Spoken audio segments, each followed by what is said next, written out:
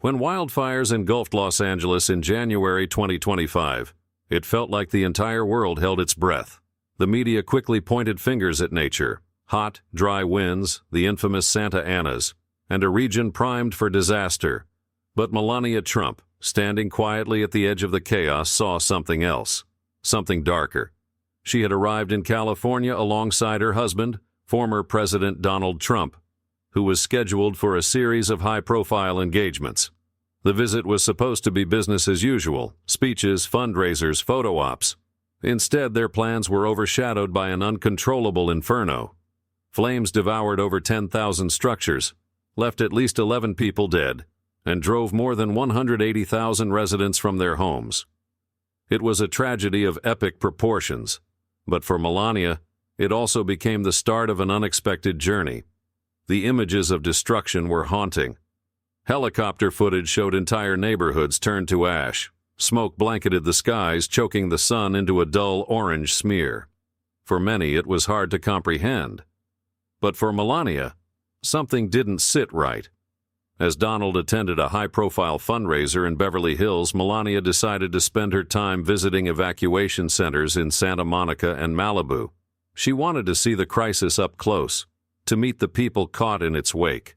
What she found was heartbreaking. A tearful mother described how she'd barely escaped with her 2 children before the fire swallowed her home. A firefighter shared how his entire team had been pushed to their limits, battling flames that moved faster and burned hotter than anything he'd seen in 20 years on the job. Then came the comment that stopped her in her tracks. "These fires don't behave like anything natural. They're too precise, too deliberate." It was a strange thing to say, but the man looked dead serious. Melania couldn't shake the thought as she moved from center to center, hearing more stories of devastation and resilience. Later that night, back in her hotel room, she began piecing together what she'd seen and heard. Reports had already mentioned unusual patterns: fires igniting in strategic locations, sometimes miles apart but almost simultaneously. Maps of the affected areas showed ignition points forming an odd trajectory, like someone had planned it. To most people, these details were just random coincidences, but to Melania, they felt like clues. She didn't have a background in environmental science, and she wasn't exactly known for investigative work. Still, her instincts told her there was more to the story. She shared her thoughts with Donald over dinner that night. He listened quietly, his face unreadable, before leaning in and whispering, "If you're right, you need to be careful. But I know you won't let this go." He was right. She wouldn't. While Donald schmoozed with billionaires in Beverly Hills, Melania found herself standing in a crowded evacuation center in Santa Monica. The hum of voices filled the air, families trying to stay calm, volunteers handing out food, children clutching blankets that couldn't quite shield them from the weight of what they'd lost. Melania wasn't there as a politician's wife or a public figure. She was just another face in the chaos, listening, observing, and quietly absorbing the devastation around her. A young mother, her face streaked with ash and tears, gripped Melania's hand as she shared her story. She spoke of waking up to a wall of fire, the sound of sirens mixing with her children's terrified cries. "I grabbed them and ran," she said, her voice trembling. "I didn't even have time to grab shoes. By the time we made it to the car, the flames were already at our fence." The stories were endless, each one more gut-wrenching than the last. But it wasn't just the human toll that struck Melania, it was the whispers, the nagging questions no one seemed willing to voice too loudly. At another center in Malibu, a firefighter pulled her aside. His face was lined with exhaustion, his gear streaked with soot. "Ma'am," he said, lowering his voice, "something's not right with these fires. They're not behaving like they should." She raised an eyebrow, intrigued. "What do you mean? They're too precise, like they've got a mind of their own." "Fires don't just start in perfect lines, in spots that make no sense. It's like someone's guiding them." It sounded absurd, like the plot of some second-rate thriller. But the man's eyes told her he believed it, even if he wasn't sure how to explain it. That night, as she reviewed maps of the affected areas, those words echoed in her mind. The patterns didn't make sense, at least, not if you were looking at them as random acts of nature. The fires were starting in seemingly strategic locations, forming a trail that cut through neighborhoods like a surgeon's scalpel. Was it possible? Could someone actually be orchestrating this chaos? She shook her head, trying to dismiss the thought. But the more she looked at the data, the harder it was to ignore. By the time she climbed into bed, her mind was racing. These weren't just wildfires. This was something else. Something deliberate. And if she was right, it meant whoever was behind it was hiding in plain sight, using the chaos as a smokescreen for their real agenda. For Melania, there was no turning back. The puzzle pieces were there, scattered and incomplete, but she was determined to fit them together. Melania couldn't shake the nagging feeling that something was terribly wrong. Every story she'd heard, every map she'd studied, painted a picture that didn't align with what the media or officials were saying. The fires were being blamed on the dry conditions and the notorious Santa Ana winds. But the patterns she saw told a different story, a story that felt deliberate. The next day, Melania decided to dig deeper. She began by speaking with local officials and environmental experts. Most of them dismissed her concerns with polite smiles and vague assurances. Wildfires are unpredictable, they said. These patterns are normal, but Melania wasn't convinced. Normal didn't explain ignition points forming perfect arcs or fires that spread with surgical precision. Her position gave her access to resources most people could only dream of. Quietly, she requested satellite imagery and incident reports. She pored over them for hours in her hotel room, marking up maps and comparing data. The more she looked, the clearer the patterns became. Fires weren't breaking out randomly, they were following a trajectory. She needed someone to confirm what she was seeing, so she reached out to a scientist she'd met during a previous charity event. Dr. Amanda Harper, a fire ecologist, agreed to meet her for coffee in Pasadena. Over the hum of the cafe, Melania laid out what she'd found. Dr. Harper frowned as she flipped through the maps. "It's strange," she admitted. "Fires don't usually behave like this unless there's some external factor at play." "External? Like what?" Melania pressed. The scientist hesitated. "It could be environmental changes, like sudden wind shifts, or it could be human involvement." She said the last part carefully, as though reluctant to give the words too much weight. Melania leaned back in her chair, her mind racing. Human involvement. It was exactly what she'd been suspecting, but hearing someone else say it made it feel real. Her next stop was a library in downtown Los Angeles. She didn't trust online searches for something this sensitive, so she dug through old records and news archives. What she found only deepened her suspicion. In the months leading up to the fires, several properties in the affected areas had been purchased by anonymous shell companies. The transactions didn't just seem suspicious, they screamed it. Late that evening, Melania shared her findings with Donald. He listened as she laid everything out, the patterns, the anomalies, the questionable property sales. When she was done, he sat silently for a moment before finally speaking. "You're onto something," he said, "but this could be dangerous, Melania. Be careful who you trust." His warning sent a chill down her spine, but it didn't deter her. If anything, it solidified her resolve. She wasn't just chasing a theory anymore, she was uncovering a conspiracy. And if she was right, the stakes were higher than she'd ever imagined. Melania's investigation was no longer just a hunch. Each new piece of information pulled her deeper into a web of intrigue. She decided it was time to see the devastation firsthand. Leaving behind the comfort of her hotel suite, she visited Pacific Palisades and Calabasas areas among the hardest hit by the wildfires. What she found only strengthened her suspicions. The scene was surreal. Entire neighborhoods had been reduced to smoldering ruins, but scattered among the destruction were anomalies that didn't make sense. In some places, homes had been incinerated to their foundations, yet nearby trees remained untouched, their green leaves fluttering in the smoky breeze. Roads bore scorch marks in strange, almost deliberate patterns, as if the flames had danced along a predetermined path. A firefighter approached her as she stood in silence, staring at the strange shapes. "You see it too, don't you?" he said, his voice heavy with fatigue. She turned to him, eyebrows raised. "See what?" "The way it burned," he said, motioning toward the road. "I've been doing this for 20 years, and I've never seen anything like it. Fires don't behave like this, not unless something's pushing them in a certain direction." His words lingered in her mind as she continued her visits. In Thousand Oaks, she met Alina, a ranch owner who shared an unsettling story. Alina described seeing drones flying low over her property just hours before the fires erupted. "I even got pictures," Alina said, pulling out her phone. Melania leaned in, examining the photos. One image showed a drone hovering just above the treetops, its silhouette stark against the smoky sky. It appeared to be carrying something, a cylindrical object that Melania couldn't quite make out. "What did the authorities say?" Melania asked. Alina let out a bitter laugh. "They said they were too overwhelmed to investigate. Told me to focus on my insurance claim instead."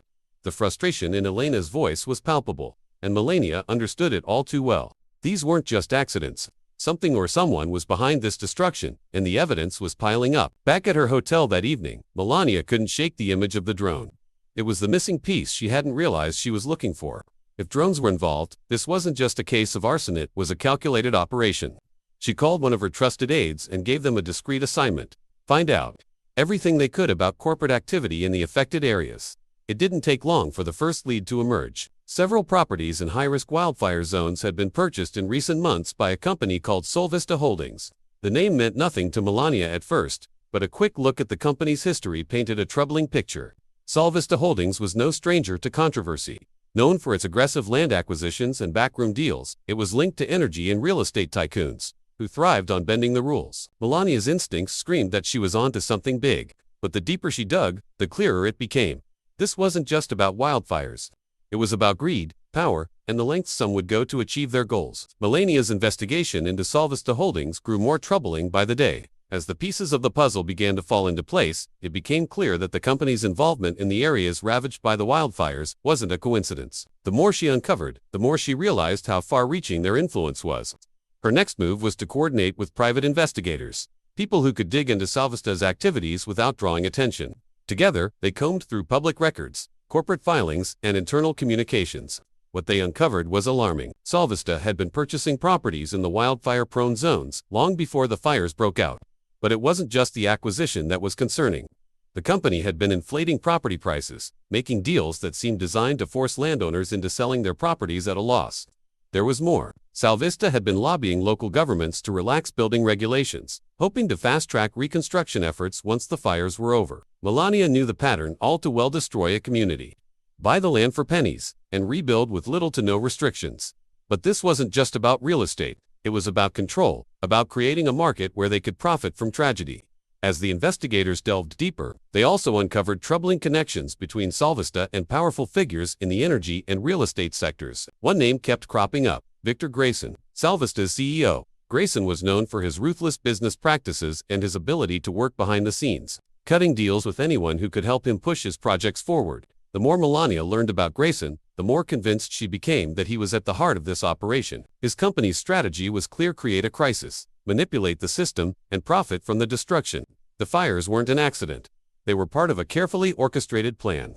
Determined to expose the truth, Melania pushed forward, even as the stakes grew higher. But the deeper she got, the more dangerous the situation became. Solvista wasn't just a corporation, it was a shadowy network of power, and those behind it would stop at nothing to protect their interests. Her next visit took her to Thousand Oaks, where a ranch owner named Alina had a chilling story to share. Alina showed Melania photos of drones flying over her property just hours before the fires broke out. The images were grainy, but there was no mistaking the shape of the drones, nor the cylindrical objects they seemed to be carrying.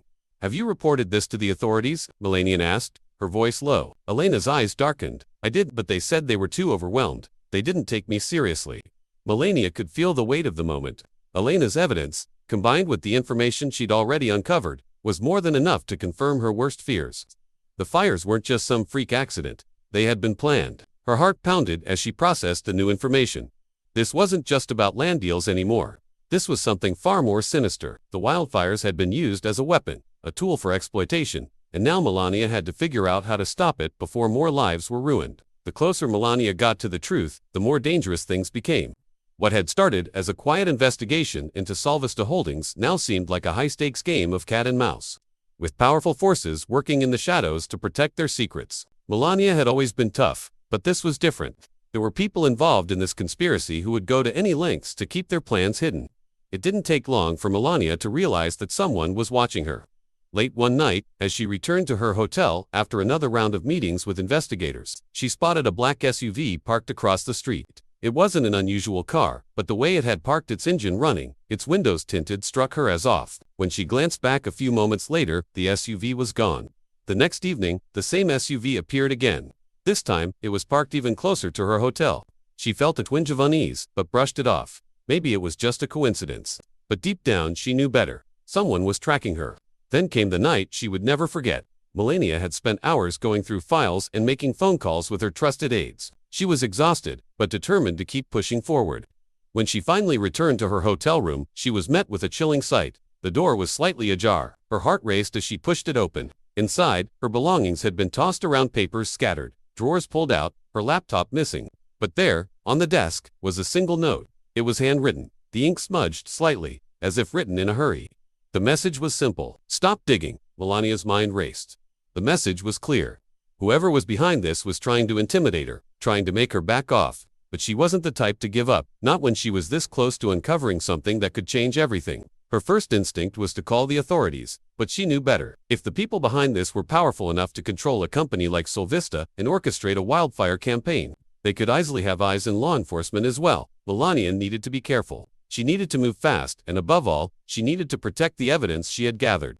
She immediately called her aide and instructed them to secure all the files they had, encrypting everything and backing up the data to a secure server. She knew it was only a matter of time before they'd come after her directly, but she couldn't back down. In the days that followed, Melania took extra precautions. She changed her phone number, used burner phones for sensitive communications, and made sure her emails were encrypted. But the threat was always there, lurking in the background. Despite the danger, Melania knew she couldn't stop now. The stakes were too high. This wasn't just about exposing a corrupt corporation. It was about uncovering a conspiracy that had left thousands of people displaced and destroyed entire communities. She couldn't let that go. And so, she continued, refusing to be intimidated. She reached out to one of the most trusted investigative journalists she knew, Linda Moreno. Linda was known for her unflinching dedication to exposing corruption, no matter the risk. If anyone could help her bring this story to light, it was Linda. The game was changing. The stakes were higher, the risks greater, but Melania wasn't backing down. She would stop at nothing to bring the truth to the surface. Melania and Linda Moreno were digging deeper into Solvista Holdings, but the pressure was mounting. The more they uncovered, the more dangerous the situation became. Linda's office had been raided, and Melania's communications were compromised. They couldn't trust anyone, yet they couldn't back down. Linda's sources had provided crucial information. Internal emails from Solvista that revealed their sinister plans. One email from CEO Victor Grayson stood out. Accelerate the timeline. Ensure all areas are cleared as planned. It confirmed everything Melania had feared. Grayson wasn't just capitalizing on the disaster, he was orchestrating it. The company was using the fires to clear land for development, paying off officials to stay silent. The evidence was damning, but with each new piece of information, the danger grew. A final email from Linda's source warned, "They know you're close, they're coming for you." That was the tipping point. Melania knew they had to act quickly. They couldn't wait any longer. The truth had to come out. Together, they prepared to release their findings to trusted media outlets, knowing that once the story broke, there would be no turning back. The night before their story was set to break, Melania's worst fears were realized. She had already made the decision to go public with the explosive findings, but the threats were no longer subtle. As she worked late into the night, piecing together the last details, her phone buzzed with a message. It was from Linda. "I'm missing. Don't trust anyone. They know." The message was chilling. Melania's heart raced as she reread the text. Linda had disappeared. The woman who had helped her uncover the truth was gone, and all Melania had left were the pieces of a shattered puzzle. She couldn't help but feel that Linda had been taken, a victim of the very conspiracy they were trying to expose. Despite the fear, Melania knew she couldn't back down now. She had come too far, and too many people had already suffered. She took a deep breath and made the call to her husband. Donald, leveraging his extensive network, arranged for the findings to be shared with federal authorities and major news outlets. The next morning, as planned, the story broke. The media erupted with shock, exposing Solvista Holdings and its powerful network. Protests quickly spread and investigations were launched. But there was still one problem. Victor Grayson had vanished. The CEO was nowhere to be found. The danger wasn't over. But for the first time in weeks, Melania felt a spark of hope. The truth was out, and the world could no longer ignore the conspiracy. In the weeks following the explosive, the world watched as the fallout from Melania's investigation reverberated through the corridors of power. Public outrage was swift, with protests erupting in cities across the country. Investigations were launched, and the people behind Solvista Holdings, once untouchable, were now under intense scrutiny. Melania, however, remained largely out of the spotlight. Despite the significant role she had played in uncovering the truth, she chose to focus on the victims of the wildfires, the families who had lost everything. She turned her attention to charitable initiatives, working tirelessly to support those displaced by the fires and helping rebuild the communities that had been decimated. While the media was abuzz with stories of corporate greed and corruption, Melania quietly worked behind the scenes, ensuring that aid reached those who needed it most. She was determined that the people who had suffered the most from the wildfires wouldn't be forgotten. Yet even as the public's attention shifted to the aftermath of the, Melania knew the battle was far from over. Victor Grayson, Solvista's elusive CEO, had managed to slip through the cracks, disappearing before authorities could apprehend him. She couldn't shake the feeling that the conspiracy was still far from fully unraveled. But for now, Melania had done what she set out to do. She had exposed the truth. And in doing so, she had shown the world that even in the face of danger, one voice could spark change.